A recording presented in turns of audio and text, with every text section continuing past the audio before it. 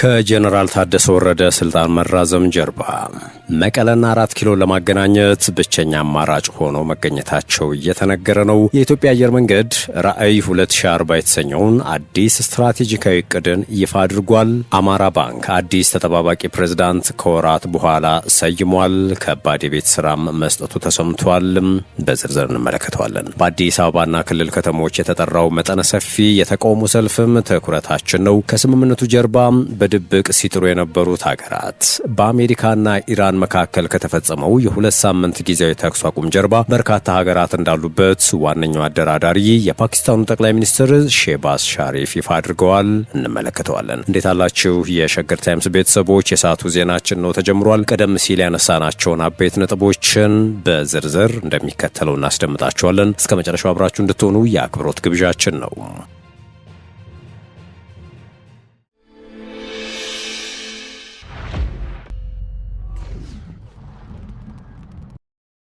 አማራ ባንክ አዲስ ተጠባባቂ ፕሬዝዳንት ከወራት በኋላ መሾሙ ተሰማ።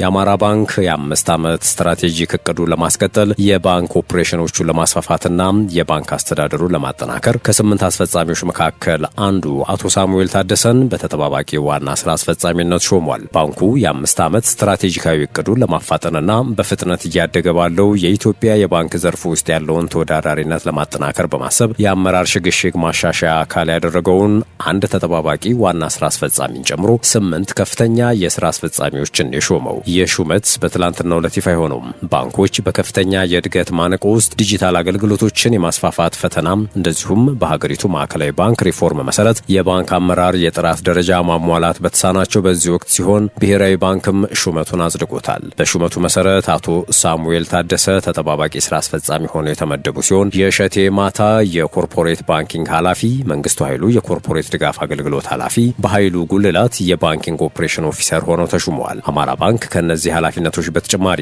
በኢንፎርሜሽን ቴክኖሎጂና ዲጂታል ባንኪንግ ዘርፎችም ተጨማሪ ኃላፊዎችን መድቧል። ይህ አዲስ ለውጥ የተዘጋጀው የባንኩን የ5 ዓመት ስትራቴጂ ተግባራዊ ለማድረግ ሲሆን ይህም የችርቻሮና የኮርፖሬት ባንኪንግን በማስፋፋት የአሰራር አቅምን በማጠናከርና ዲጂታል ትራንስፎርሜሽንን በማፋጠን ላይ ያተኩራል። በቅርብ ዓመታት ውስጥ የኢትዮጵያ የባንክ ኢንዱስትሪ በፍጥነት እያደገ ሲሆን ይህም በፋይናንስ ዘርፍ ማሻሻያዎች፣ በከተሞች መስፋፋትና በዲጂታል የፋይናንስ አገልግሎቶች ፍላጎት መጨመር ምክንያት ነው ተብሏል። ማዕከላዊ ባንክ የአስተዳደርና የካፒታል መስፈርቶችን በመቆጣጠር ረገድ አበዳሪዎች የአስተዳደር መዋቅሮች እንዲያጠናክሩና በቴክኖሎጂ ላይ ኢንቨስት እንዲያደርጉ አነሳስቷል። የአማራ ባንክ አዲሱ የአመራር ቡድን ፈጣን የአገልግሎት አቅርቦትን፣ የተሻሻለ የአሰራር ቅልጥፍናና ለባለ አክሲዮኖች ዘላቂ እሴት መፍጠርን ቅድሚያ እንደሚሰጥ ተነግሯል። የቦርዱ አባላት ሰራተኞች ትርፋማነትንና የአፈጻጸም አቅምን ለማሳደግ ከአዲሱ አስተዳደር ጋር እንዲጣጣሙም ማሳሰቢያ ተሰጥቷል።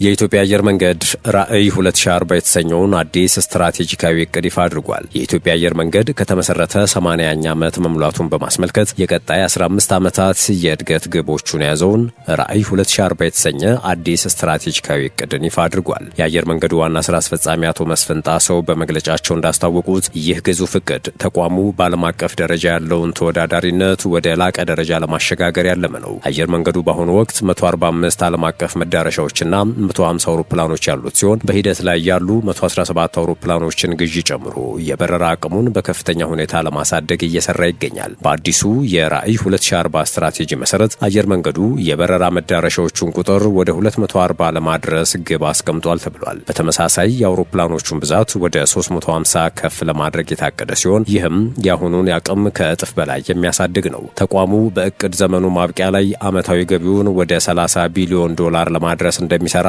ዋና ስራ አስፈጻሚው በመግለጫቸው አረጋግጠዋል። ይህ አዲስ ስትራቴጂ አየር መንገዱ በአፍሪካ ያለውን ቀዳሚነት ከማስጠበቅ ባለፈ በዓለም አቀፍ የአቪዬሽን ኢንዱስትሪ ውስጥ ያለውን ድርሻ በከፍተኛ ሁኔታ እንደሚያሳድገው ተመላክቷል። አየር መንገዱ ባለፉት 80 ዓመታት ያስመዘገበውን ስኬት መሰረት በማድረግ በቀጣዮቹ 15 ዓመታት ውስጥ በቴክኖሎጂና በሰው ኃይል ልማት የታገዘ ፈጣን እድገት ለማስመዝገብ መዘጋጀቱ ተገልጿል። ወደ ሌሎች ወቅታዊ ጉዳዮች አለፍን። በአዲስ አበባና ክልል ከተሞች የተጠራው መጠነ ሰፊ የተቃውሞ ሰልፍ። ኢህአፓ አስቻይ ሁኔታዎች ባልተሟሉበት ሁኔታ የሚካሄድ ጠቅላላ ምርጫ አምባገነንነትን እንደሚያጠናክር በመግለጽ ለሚያዝያ 30 በአዲስ አበባ፣ መቀለ፣ ባህር ዳር፣ ጎንደር፣ ሐዋሳ፣ አሶሳ፣ አዳማ፣ አምቦ፣ ድሬዳዋና ሐረር ሰላማዊ የተቃውሞ ሰልፍ ጠርቷል። ፓርቲው በሀገሪቱ ያለው ነባራዊ ሁኔታ ነጻ፣ ፍትሐዊና ተአማኒነት ያለው ምርጫ ለማካሄድ የሚያስችል እንዳልሆነና ይልቁንም ገዢው ፓርቲ የስልጣን ዕድሜውን ለማራዘም የሚጠቀምበት የማታለያ ትርኢት መሆኑን በመግለጽ ተችቷል። በተለይም በትግራይ፣ አማራና ኦሮሚያ ክልሎች ያለው የጦርነት ወላፈንና የዜጎች መፈናቀል ሳይቆም የሚደረግ ምርጫ የአገርን አንድነትን ከመሰረቱ የሚነድና አምባገነንነትን የሚያነክስ እንደሆነ ነው ፓርቲው የገለጸው። ወደ ቀጣዩ መረጃችን አለፍን። ከጀነራል ታደሰ ወረደ ስልጣን መራዘም ጀርባ መቀለና 4 ኪሎ ለማገናኘት ብቸኛ አማራጭ ሆኖ መገኘታቸው እየተነገረ ነው።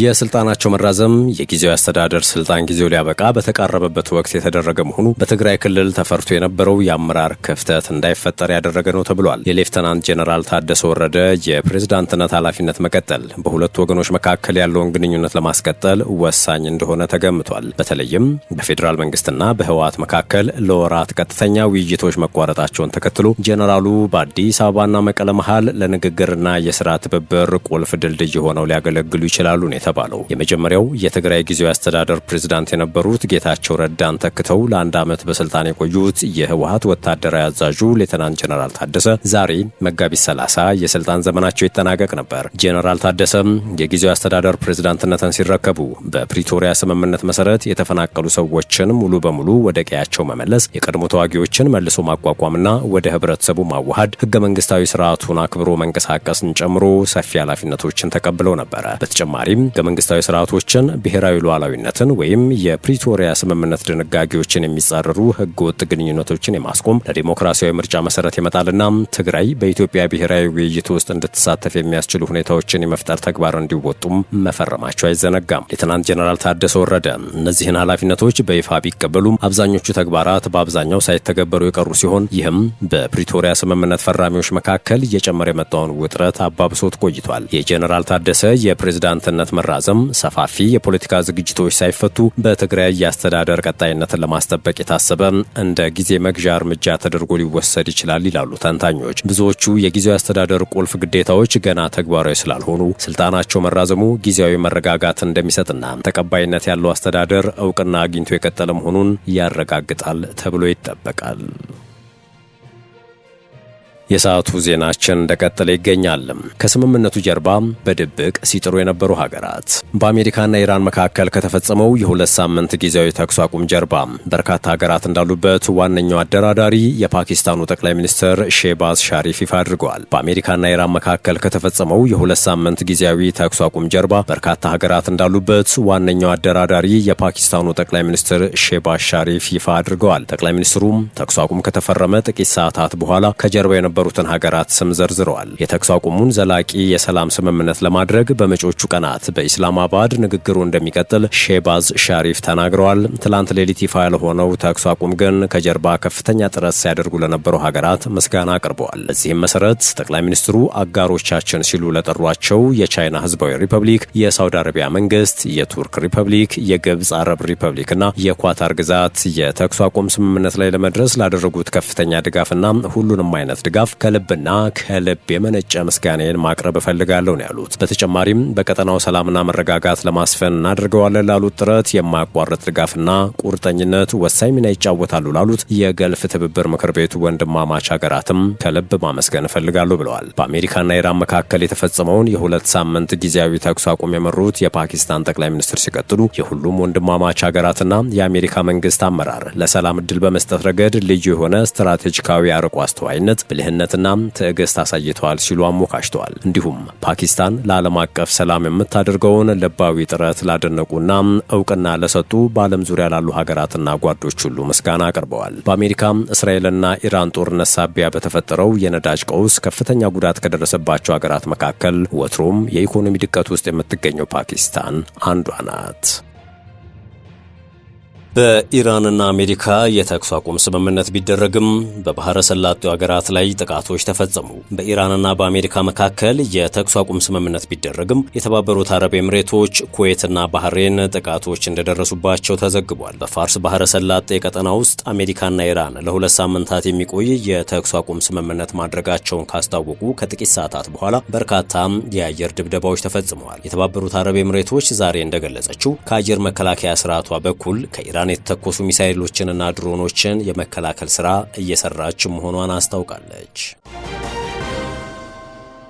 በመጨረሻም አዛውንቱ ፕሬዝዳንት በጅቡቲ ቀጣዩን 10 ዓመታት በስልጣን ላይ ይቆያሉ። ፕሬዝዳንት እስማኤል ኦመር ጌሌህ ለተጨማሪ 10 ዓመታት ስልጣን ላይ ለመቆየት ተቃርበዋል። የጅቡቲው የረጅም ዘመን ፕሬዝዳንት እስማኤል ኦመር ጌሌህ በስትራቴጂካዊቷ የአፍሪካ ቀንድ ሀገር ለ6ኛ የስልጣን ዘመን አርብ በሚካሄደው ምርጫ እንደሚያሸንፉም በሰፊው ይጠበቃል። ይህም ወደ 3 10 ዓመታት ገደማ የዘለቀውን አገዛዛቸውን የሚያራዝም ይሆናል። እንደ አውሮፓውያኑ አቆጣጠር ከ1999 ጀምሮ ሀገሪቱን እየመሩ ያሉት የ78 ዓመቱ ጌሌህ የተበጣጠሰና የተገፋ ተቃዋሚ ባለበት በዚህ ወቅት ብዙም የማይታወቁ መሐመድ ፋራ ሳታማር የተባሉ ብቸኛ ተፎካካሪ ናቸው የገጠሟቸው።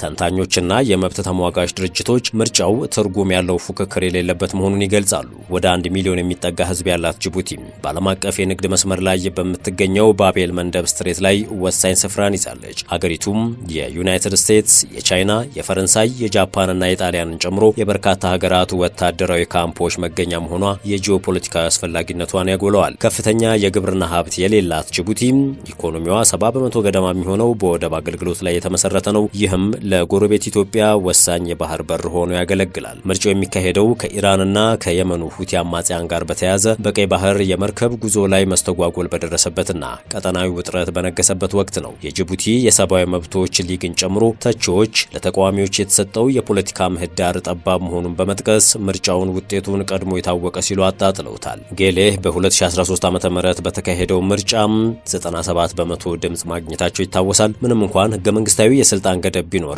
የፕሬዝዳንቱ የእድሜ ጣሪያ የሚያነሳው ማሻሻያ ጌሌህ ለተጨማሪ ዘመን እንዲወዳደሩ ፈቅዶላቸዋል። ይሁን እንጂ በአመራር ክበባቸው ውስጥ ስላለው ተተኪነት አሁንም ጥያቄዎች እየተነሱ ይገኛሉ። ውድ የሸገር ታይምስ ቤተሰቦች ለሰዓቱ የያዝነው መረጃችን ይህንን ይመስል ነበር። ስለተከታተላችሁን ከልብ አመሰገንን። በያላችሁበት ሰናይ ጊዜን ተመኘን።